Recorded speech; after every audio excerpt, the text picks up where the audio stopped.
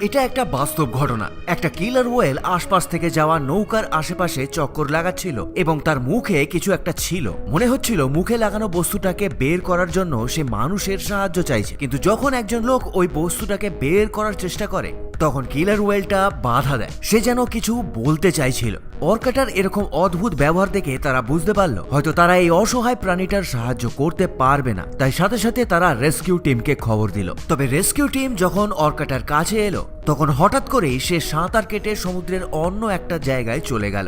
একটা ছোট্ট গুহা পার করে যখন রেস্কিউ টিম ওই অর্কাটার পেছন পেছন গেল তখন তারা দেখলো এক দল অর্কা অর্থাৎ কিলার ওয়েল সেখানে ওয়েট করছে। রেস্কিউ টিম গিয়ে দেখলো যে ওই অর্কাটার মায়ের লেজ একটা বড় দড়িতে জড়িয়ে গেছে এবং সে ওই অবস্থাতে অনেক দিন ধরেই ওখানে পড়ে আছে এবং অন্য ছোট অর্কাগুলো নিচ থেকে তাকে সাপোর্ট দিয়ে রেখেছে যাতে তাদের মা জলে ডুবে না যায়। তবে রেস্কিউ